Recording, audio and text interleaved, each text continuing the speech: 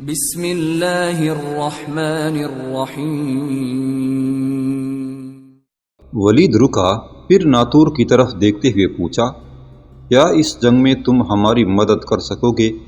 ناطور نے اپنی چھاتی تانتے ہوئے کہا، میرے آقا، میں اپنی ساری کشتیوں اور جوانوں کے ساتھ آپ کے ساتھ ہوں، بتائیے میرے لیے کیا حکم ہے؟ چند قدم بھاگ کر ولید نے ایک زہریلی جس لی اور اپنے گھوڑے پر سوار ہوتے ہوئے کہا، تم اپنے جوانوں کو مسلح کر کے کشتیوں میں بٹھاؤ، میں اپنے جوانوں اور جہازوں کو لے کر آتا ہوں۔ مسلم بن تمام بھی فوراً اپنے گھوڑے پر سوار ہو گیا تھا۔ پھر دونوں نے اپنے گھوڑوں کو ایڑ لگائی اور طوفان کی طرح وہ واپس اپنے مسکن کی طرف جا رہے تھے۔ مسکن کے جوان صبح کے کھانے سے فارغ ہوئے ہی تھے کہ ولید اور مسلم اپنے گھوڑے دوڑاتے ہوئے آئے۔ دونوں نے اپنے گھوڑوں کو غار کے اندر باندھا، پھر بھاگتے ہوئے باہر آ گئے اور ولید اپنی اونچی آواز میں اپنے ساتھیوں کو پکارنے لگا، میرے ساتھیوں، ہتھیار اٹھا لو، جلدی کرو، مسلح ہو جاؤ۔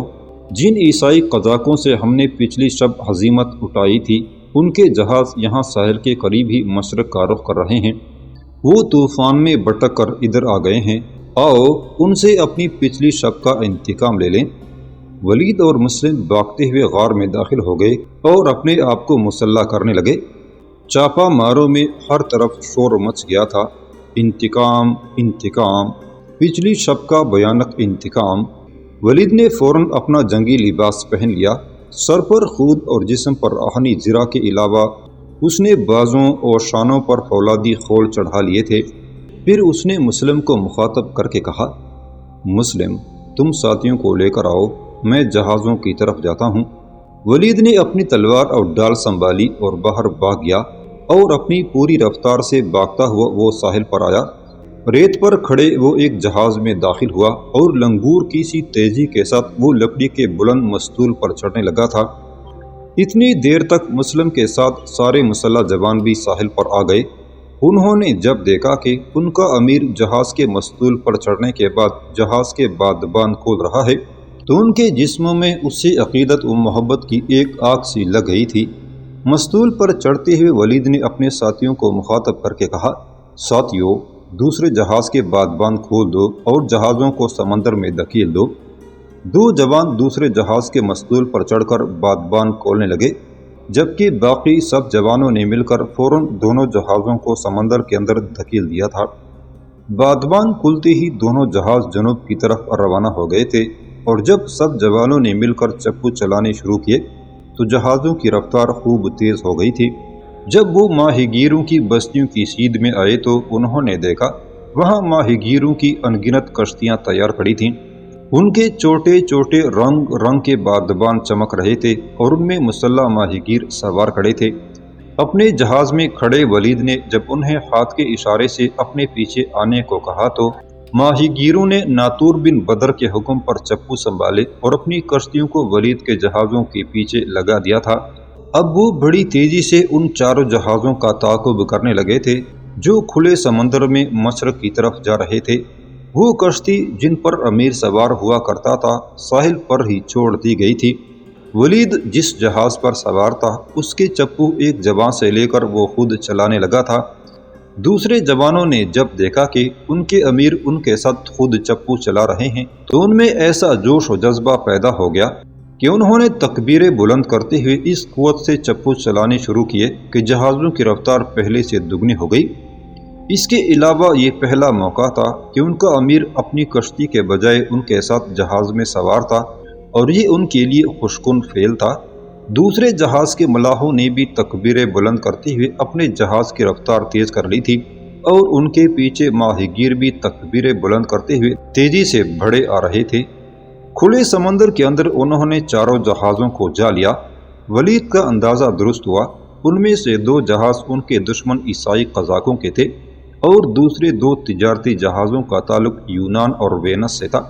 ان قزاقوں نے جب ولید کے جہازوں اور ان کے پیچھے انگنت کشتیوں کو دیکھا تو انہوں نے فوراً اپنے جہازوں کو روک لیا، کیونکہ وہ ولید کے جہازوں پر لہراتے پرچموں سے انہیں پہچان گئے تھے، لہٰذا جہازوں کو روک کر وہ مقابلہ کے لیے تیار ہو گئے تھے۔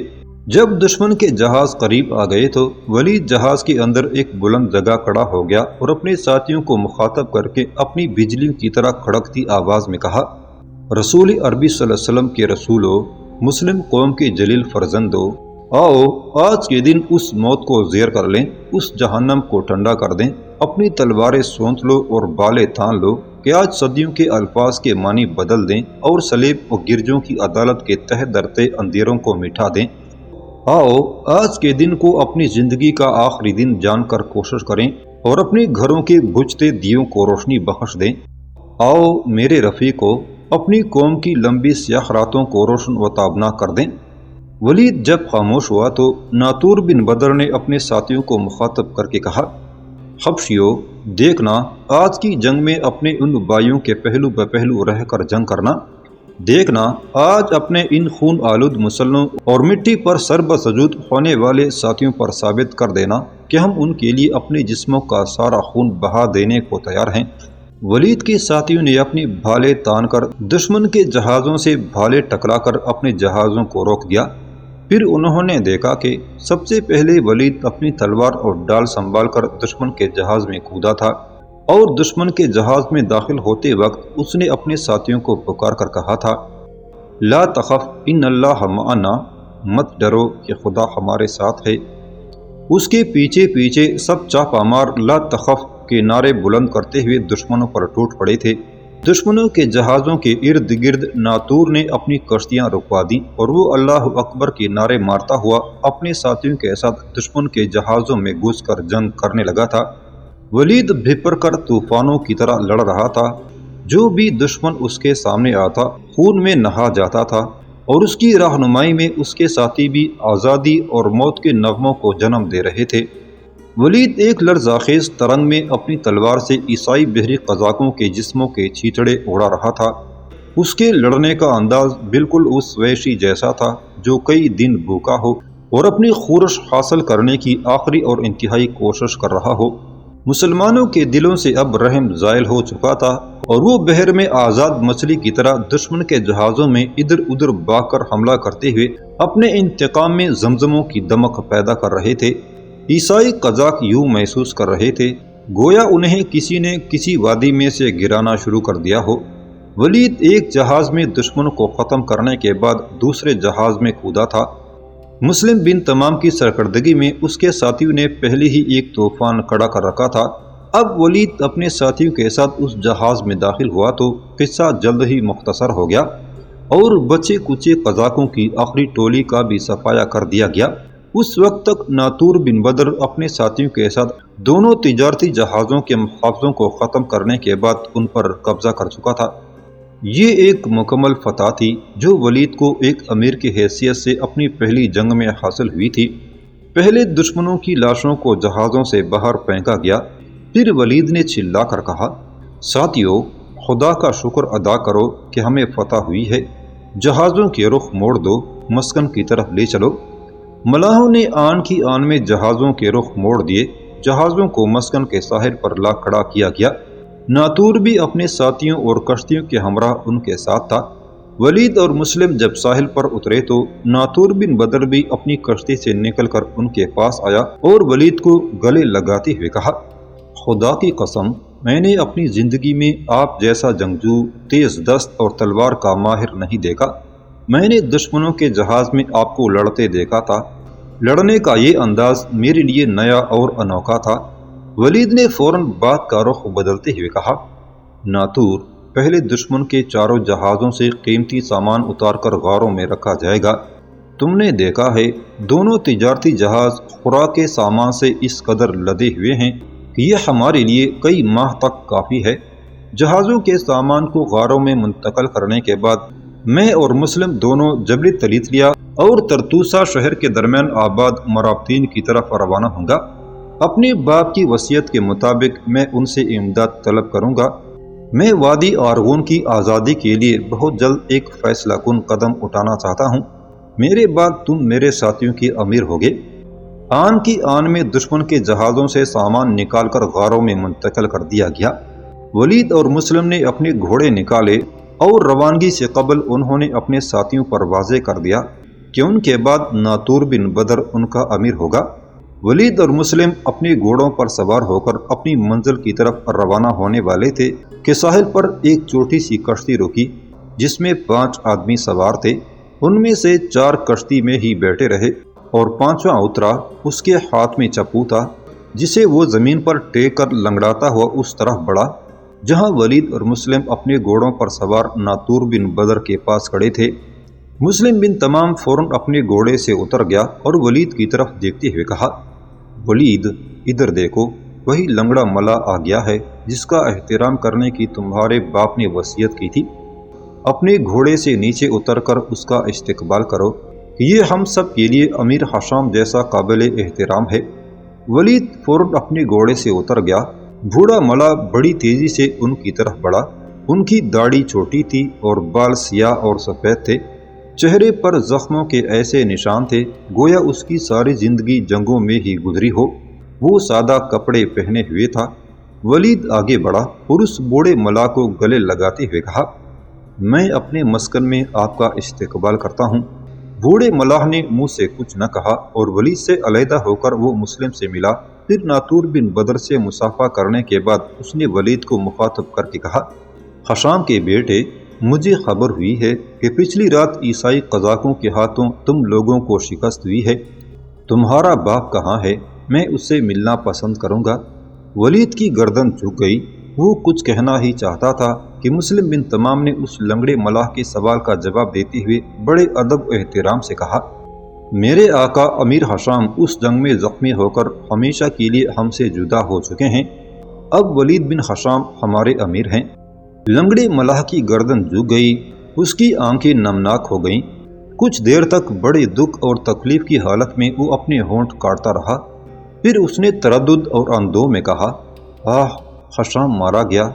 ولید کی طرف دیکھتے ہوئے اس نے اور زیادہ کرب میں کہا، حشام کے بیٹے، یہ کیسی روح کو فنا کر دینے والی خبر ہے کہ تمہارا باپ مارا گیا ہے۔ چند ساعتوں کی خاموشی کے بعد لنگڑے ملاح نے اپنے آپ پر قابو پا لیا۔ پھر اپنی لرزتی ہوئی آواز میں کہا، ولید، تم ابھی جوان ہو، تمہارا خون گرم ہے، اپنے باپ کے ادھورے کام کو آگے بڑھانا۔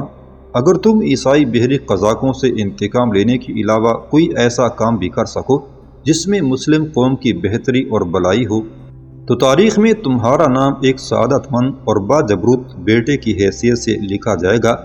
اگر قدرت تمہیں قوت دے تو اندلس کے لیے کوئی ایسا کام انجام دینا جس سے موجودہ طوائف الملوکی اور تکلیف دہ دور ختم ہو اور کشتالیہ اور لیون کا حکمران جو دن بدن بھیڑیے سے درندہ بنتا جا رہا ہے اس کی راہیں رک جائیں۔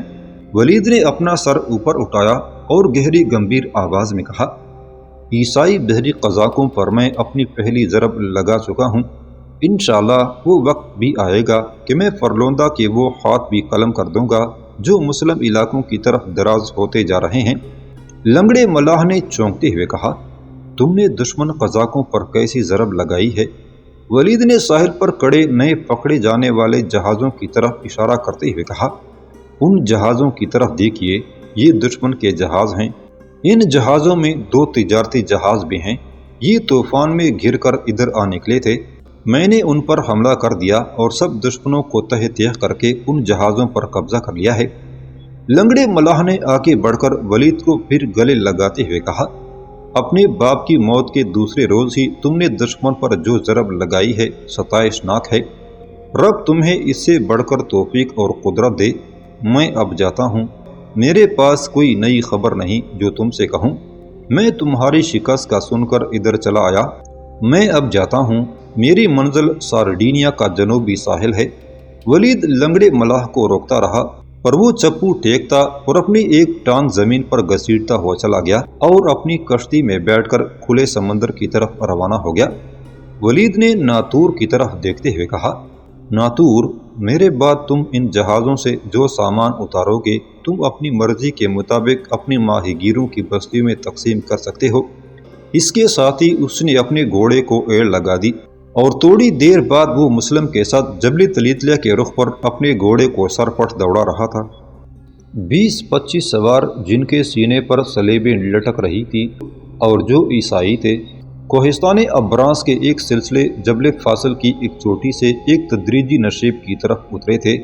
ان کے ساتھ کچھ مرد اور عورتیں ایسی بھی تھے جو رسیوں میں جکڑے ہوئے تھے اور پیدل چل رہے تھے۔ ان میں صرف ایک عرب تھا، باقی سب مقامی اور اندلسی باشندے تھے۔ عرب ادیڑ عمر کا تھا، اس کی داڑھی کے بال زیادہ تر سفید ہو رہے تھے اور وہ سفید قبا جو اس نے پہن رکھی تھی قدرے میلی ہو گئی تھی۔ وہ سب قیدی تھے جنہیں وہ عیسائی سوار گرفتار کر کے لا رہے تھے۔ ان اندلسی مرد عورتوں کا جرم یہ تھا کہ وہ اس عرب کے ہاتھوں جو ایک مسلم مبلغ تھا اسلام قبول کر چکے تھے۔ تدریجی نشیب اترنے کے بعد ان سواروں نے قیدیوں کے ساتھ ایک خشک کوہستانی نالہ عبور کیا، پہاڑوں کی ایک اور چوٹی کو سر کیا اور دوبارہ وہ ڈلوان کی طرح اترنے لگے تھے۔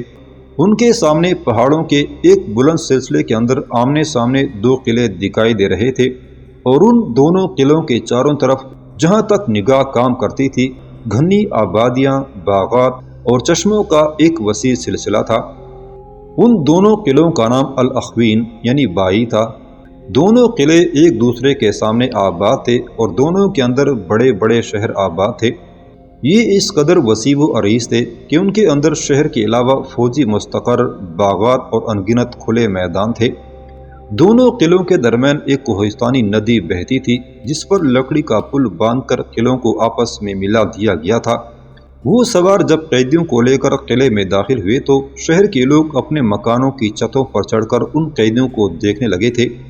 ایک دو منزلہ مکان کی چھت کے اوپر ایک بوڑھا، چند عورتیں، لڑکیاں اور دو نوجوان بڑی حیرت اور پریشانی کے عالم میں ان قیدیوں کو دیکھے جا رہے تھے۔ رسیوں میں جکڑے ہوئے بوڑھے عرب کی طرف دیکھتے ہوئے مکان کی چھت پر کھڑے اس ادیڑ عمر مرد کے حواس باختہ ہو گئے تھے، اور اس نے اپنے قریب کھڑے دونوں جوانوں کی طرف دیکھتے ہوئے کہا، آج کا دن کیسا منحوس اور قہرمان ہے، ادھر دیکھو۔ وہ بوڑھا عرب مبلغ طلحہ بن حباب گرفتار ہو کر جا رہا ہے اور رسیوں میں جکڑا ہوا ہے۔ وہ بوڑھا رکا، پھر بھرپور غم اور اندوہ کا اظہار کرتے ہوئے اس نے ان دونوں کو مخاطب کر کے پوچھا، میرے بچوں، غور سے دیکھو، کہیں ایسا تو نہیں کہ میری بینائی دھوکہ کھا رہی ہے؟ کیا میری بصیرتیں زنگ آلود تو نہیں ہو گئی؟ کیا وہ وہی عرب مبلغ طلحہ بن حباب نہیں ہے جس کے ہاتھوں ہم نے یہاں کے لوگوں سے چوری چوری اسلام قبول کیا تھا؟ ان دونوں جوانوں میں سے ایک نے فکر زدہ لہجے میں کہا، اے ہمارے باپ، آپ کی نگاہیں دھوکہ نہیں کھا رہی۔ رسیوں میں جکڑا ہوا وہ عرب مبلغ طلحہ بن حباب ہی ہے، اور اس کے ساتھ جو دوسرے قیدی ہیں یقیناً انہوں نے ہمارے اس بزرگ محترم کے ہاتھوں اسلام قبول کر لیا ہوگا۔ اس بوڑھے نے دکھ کا ایک لمبا سانس لیتے ہوئے کہا، یہ کیسا ستم ہے، یہ کیسی تعدی اور ظلم ہے کہ اندلس کی اس سرزمین میں جہاں کبھی شمال مشرق میں بارسلونا سے جنوب مشرق میں الخضر تک اور شمال مغرب میں خلیج بسکے کے ساحل سے لے کر جنوب مشرق میں المریا کی بندرگاہ تک مسلمانوں کی ایک حکومت قائم تھی، اب یہ حالت ہے کہ اندلس کے شمال میں سرکش عیسائی فرلوندہ نے زبردستی اور قوت کے ساتھ ایک مضبوط حکومت قائم کر لی ہے، اور چھوٹی چھوٹی مسلم حکومتیں پراگندہ اور منتشر ہیں۔ اگر مسلمان متحد ہوتے، بیدار ہوتے، تو ہمارے ان قلعہ نما شہروں کا حکمران جیولس ماریا ناعاقبت اندیش اور اندھا ہو کر مسلمانوں کو گرفتار کر کے ان پر ظلم نہ کرتا۔ میرے خیال میں اب تک ہمارے ان دونوں قلعوں کا قید خانہ ان لوگوں سے بھر چکا ہوگا جنہوں نے اسلام قبول کر لیا ہے۔ ان میں سے اکثر کو قتل کیا جا چکا ہوگا۔ کاش میں اس حالت میں ہوتا کہ کسی طاقتور مسلمان حکمران سے جیولوس ماریا کے مظالم کی شکایت کر کے کسی مسلم حکومت کو جیولوس ماریا کے ان دونوں قلعوں پر حملہ کرنے کی ترغیب دیتا۔ وہ بوڑھا نو مسلم اندلسی کہتے کہتے رک گیا کیونکہ اس کے گھر پر کسی نے دستک دی تھی۔ بوڑھے نے لمحہ بھر کے لیے اپنے بیٹوں، اپنی بیوی اور بیٹیوں کی طرف دیکھا، پھر اس نے تشویش زدہ لہجے میں کہا، اس وقت ہمارے گھر کے دروازے پر کون دستک دے سکتا ہے؟ کسی کے کچھ بولنے سے قبل ہی دروازے پر زوردار دستک ہوئی، پھر کسی نے اس بوڑھے کا نام لے کر پکارتے ہوئے کہا، ناتن، دروازہ کھولو، میں اوریا ہوں۔ بوڑھا ناتن اپنے اہل و عیال کے ساتھ چھت سے اتر کر صحن میں آ گیا۔ پھر جب اس نے اپنے گھر کا دروازہ کھولا تو سامنے اس کا ہمسایہ اوریا کھڑا تھا۔ جس کی داڑھی کے بال میلی چاندی کی مانند سفید ہو رہے تھے، اور اس کے پیچھے اس کی لڑکی کھڑی تھی جو عمر کی اس حد میں تھی جہاں جوانی اور کمسینی گلے ملتے ہیں۔ ناتن نے دروازہ کھولتے ہوئے کہا، اندر آ جاؤ اوریا، باہر کیوں کھڑے ہو؟ دروازے کو زنجیر تو نہ لگی ہوئی تھی، تم باہر کیوں رک گئے؟ اوریا اندر داخل ہوا، پھر مڑ کر پیچھے دیکھتے ہوئے اس نے اپنی بیٹی سے کہا، امونا آ جاؤ بیٹی۔ امونا بھی جھجکتی شرماتی اندر چلی گئی۔